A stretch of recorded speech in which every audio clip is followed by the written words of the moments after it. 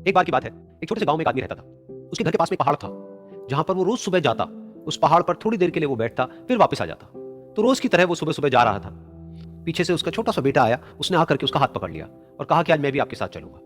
उसने पहले तो उसको थोड़ा सा समझाया और मना किया, कहा कि जो रास्ता है वो बहुत ही छोटा है और चढ़ाई बहुत ज्यादा है, तो तुम मेरे साथ नहीं चल पाओगे। लेकिन फिर जब उस बेटे ने जिद करी तो पिता मान गया। तो दोनों पहाड़ पर चढ़ने लगे। पिता ने बेटे का हाथ कस के पकड़ा हुआ था। लेफ्ट साइड में पहाड़ थे, राइट साइड में खाई थी और रास्ता बहुत ही छोटा था। और वो पहाड़ की चोटी तक पहुंचने ही वाले थे, तभी रास्ते में एक बड़ा सा पत्थर आया। क्योंकि पिता उस रास्ते पर रोज आता था तो उसको पता था कि वहां पे पत्थर है, तो वो साइड से निकल गया।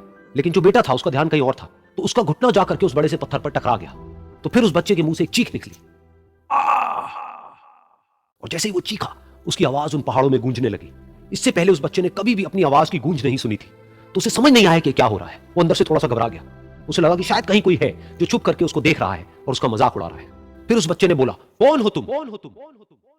तो जब उस बच्चे ने इस गूंज को सुना, उसे गुस्सा आ गया। उसे लगा कि कौन है ये जो मेरा मजाक उड़ाए चले जा रहा है। फिर उसने गुस्से से कहा, मैं तुम्हें छोड़ूंगा नहीं। और फिर जैसे ही उसने इस गूंज को सुना, वो घबरा गया। उसके पिता समझ गए थे कि क्या हो रहा है। उसने अपने पिता का हाथ कस के पकड़ लिया और उनसे पूछा, कौन है ये जो मुझे इतना तंग कर रहा है? कौन है ये जो मुझे इतना डरा रहा है? तो उसके पिता थोड़ा सा मुस्कुराए और उन्होंने खाई की तरफ देखा और जोर से बोला, मैं तुमसे बहुत प्यार करता हूं। ये सुनकर वो बच्चा हैरान हो गया। उसे समझ नहीं आया कि हो क्या रहा है, कि वही इंसान जो उसका मजाक उड़ा रहा है और उसको तंग कर रहा है, वो उसके पिता को बोल रहा है कि मैं तुमसे बहुत प्यार करता हूं। तो उसके पिता ने अपने बेटे को देखा और वो समझ गए कि उसके मन में क्या चल रहा है। और फिर दोबारा उन्होंने बोला, तुम बहुत अच्छे हो। और ये सुनकर उनका बेटा भी थोड़ा सा मुस्कुराया और पूछा अपने पिता से कि ये क्या हो रहा है।